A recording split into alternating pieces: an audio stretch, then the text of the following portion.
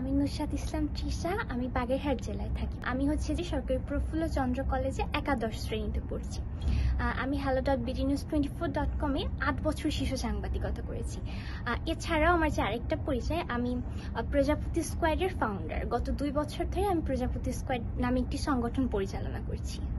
আপনি তো নিশ্চয়ই জেনজি জেনারেশনে বিলং করেন। এখনকার জেনারেশনে অনেকেই দেখা যায় যে অনেক ছোটবেলা থেকে বিভিন্ন সাংগঠনিক কাজ, তারপর সাংবাদিকতা এগুলোর সাথে যুক্ত থাকে। এটা আসলে কেন, বা এটার পেছনে কারণটা কি? আমার কাছে এমনটা মনে হয়, আমরা যদি শুধু লেখাপড়া শিখি, আমরা হচ্ছে যে সোশ্যাল ওয়ার্ক না করলে হচ্ছে আমরা বাইরে কথা বলাগুলো শিখতে পারি না। আমাদের হচ্ছে যে আমরা যদি সৃজনশীল, আমরা যেভাবে আগে পড়ে আসছি, বইয়ের পাতা মুখস্থ করব, লিখব, তাহলে হচ্ছে যে আমি আমার যে মানে কাজে যেতে চাই, আমি সেই কাজে দক্ষ হতে পারবো না। আমাকে একটা ইন্টারভিউ করলে আমি সেই প্রশ্নগুলো গুছিয়ে উত্তর দিতে পারবো না। তো আমার মনে হয় একটা ছেলে বা মেয়ে যদি ছোটবেলা থেকে সামাজিক কাজ করে, একটা কো কারিকুলাম অ্যাক্টিভিটিস মানে অ্যাক্টিভিটির মধ্যে থাকে, তাহলে সে খুব দ্রুতই সে যে পেশায় যেতে চায় খুব সহজে চলে যেতে পারবে। রিসেন্টলি আপনাদের খুব নাম শোনা যাচ্ছে একটা সংগঠন প্রজাপতি স্কোয়াড থেকে, তো সেটা সম্পর্কে একটু বলুন। প্রজাপতি স্কোয়াড মূলত একটি সমাজসেবামূলক সংগঠন। এই সংগঠনের মূল কাজ মানুষের সেবা করা।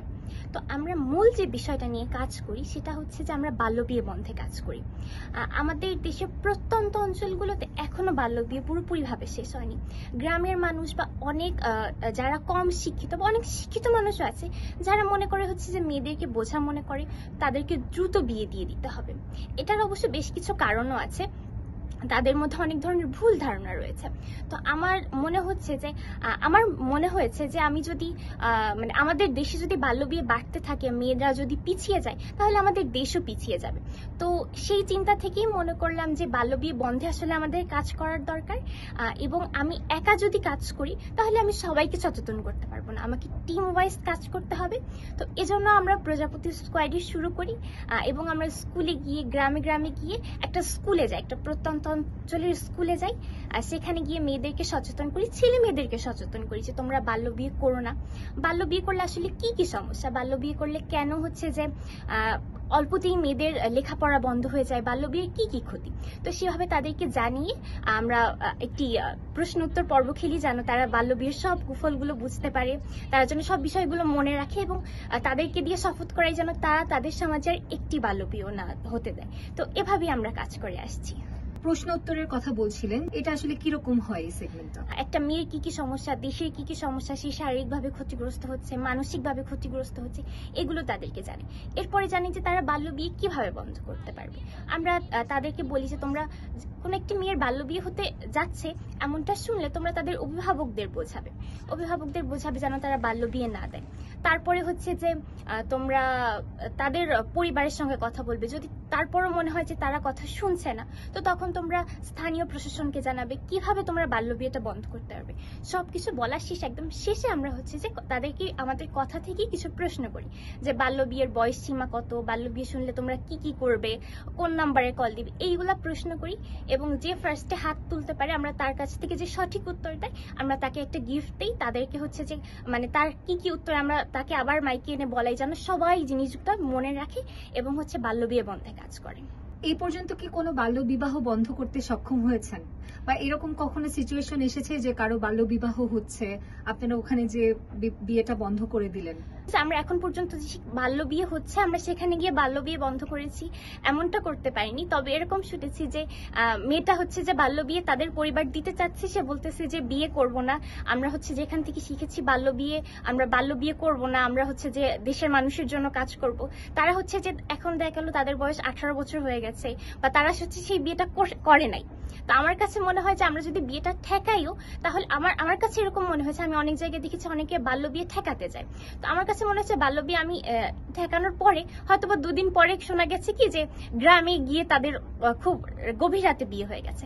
আমরা যদি মেয়েটাকে সেভাবে স্ট্রং করতে পারি, তাদের মধ্যে যদি এই বিষয়টা দিতে পারি যে তোমরা বাল্য বিয়ে কোনোভাবেই করবে না, তাহলে মনে হয় তারা বিয়েতে খুবই মানে অরাজি থাকবে এবং তারা বিয়ে করবে না। আচ্ছা, মানে আপনারা মানসিক পরিবর্তনটা আসলে যাতে চেঞ্জ হয় সেই দিকে ফোকাসটা দিচ্ছেন। আচ্ছা, তাহলে সেটার জের ধরে যদি জানতে চাই যে কোনো অভিভাবক কি মানসিকভাবে পরিবর্তন করতে পেরেছেন, যে আগে ভাবতো যে বাল্যবিবাহ দিয়ে দিব মেয়েকে? হ্যাঁ, আমাদের বাসায় যে খালা কাজ করে, আমি তো খালাকে সারাদিন বলি যে খালা আপনি কিন্তু তার মেয়ে আছে 2জন, মেয়েদেরকে বিয়ে দিবেন না। তো তাদের সমাজে এরকম একটা ধারণা ছিল যে মেয়ে একটু বড় হলে বিয়ে দিবে।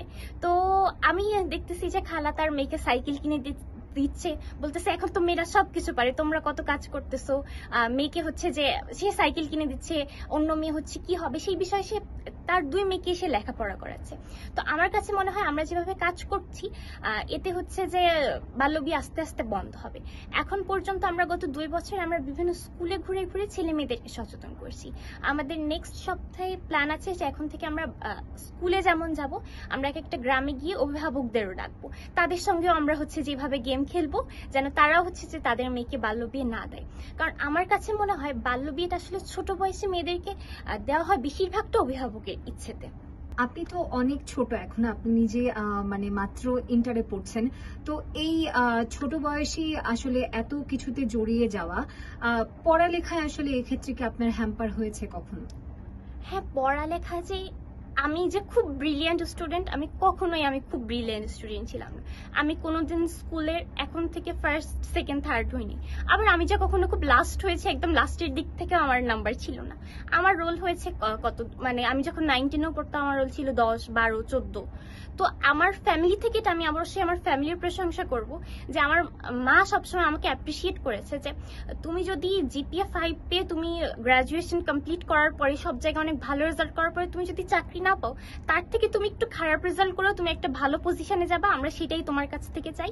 এবং তোমাকে হচ্ছে যে পাশের বাসার আন্টির মেয়ে হচ্ছে যে তুমি জিপিএ 5 পেয়েছে বলে যে তোমাকেও জিপিএ 5 পেতে হবে, তোমাকে বোর্ডে টপ করতে হবে, আমার বাসা থেকে আমাকে কখনো এরকম কোনো প্রেশার দেয় নাই। আমাকে বলছে তুমি পড়াশোনা করো শেখার জন্য, জানার জন্য। তোমাকে পড়াশোনা করে অনেক ব্রিলিয়ান্ট স্টুডেন্ট হতে হবে এমন না। আমি যেহেতু সাংবাদিকতা করতাম, আমাদের অনেক সময় অনেক প্রোগ্রাম পড়তো। এমন হয়েছে যে পরীক্ষার 2 দিন আগে প্রোগ্রাম, আম্মু বলছে যে ঠিক আছে চলো, কোনো সমস্যা নাই। আমি বলতেছি যে আম্মু এই প্রোগ্রামে কি যাবো, আমি বলতেছি হ্যাঁ চলো, কোনো সমস্যা নাই। তোমাকে পরীক্ষায় 80 পেতে হবে না, তুমি 75 পাও, কিন্তু তোমার এই যে সার্টিফিকেটটা তোমার সিভিতে যোগ হবে। এটা আমার কাছে ওই 5 মার্কের থেকে আমার বেশি ইম্পর্টেন্ট হচ্ছে যে ওই সার্টিফিকেটটা। প্রজাপতি স্কোয়াড নিয়ে আসলে ভবিষ্যৎ পরিকল্পনা কি? ভবিষ্যতে কোথায় দেখতে চান প্রজাপতি স্কোয়াডকে? প্রজাপতি স্কোয়াডকে আমি ভবিষ্যতে দেখতে চাই যে আমাদের সুন্দর একটা অফিস থাকবে, আমরা সবাই সেখানে কাজ করতে পারবো। আমাদের হচ্ছে যে আমরা যেহেতু স্টুডেন্ট সবাই, আমাদের কিন্তু একটা বাজেটেরও মানে যেহেতু আমরা প্রোগ্রাম করতে গেলেই কিন্তু খরচ আছে। তো আমি হচ্ছে যে সেইভাবে চিন্তা করতেছি যে আস্তে আস্তে আমাদের একটু একটু করে বড় হোক, একদিনই বড় হওয়ার স্বপ্ন দেখলে আসলে হবে না, আমাদের সবার অনেক ধৈর্য, আমরা যে একটু একটু করে আমাদের প্রজাপতি স্কোয়াড বড় হোক। আমরা এখন পর্যন্ত শুধুমাত্র বাগেরহাট জেলাতেই কাজ করতে পারতেছি, কারণ হচ্ছে যে অন্যান্য জেলায় গেলে অ্যাকোমোডেশন, ট্রাভেলিং এর একটা কস্ট থাকে। কিন্তু আমরা চাই হচ্ছে যে আস্তে আস্তে আমরা সব এস্টাবলিশ হব, আমাদের প্রজাপতি স্কোয়াড আরো অনেক বড় হবে, এবং আমরা হচ্ছে যে সারা দেশ নিয়ে কাজ করতে চাই, এবং ভবিষ্যতেই বাংলাদেশ থেকে পুরোপুরিভাবে বাল্যবিয়ে বন্ধ করতে চাই।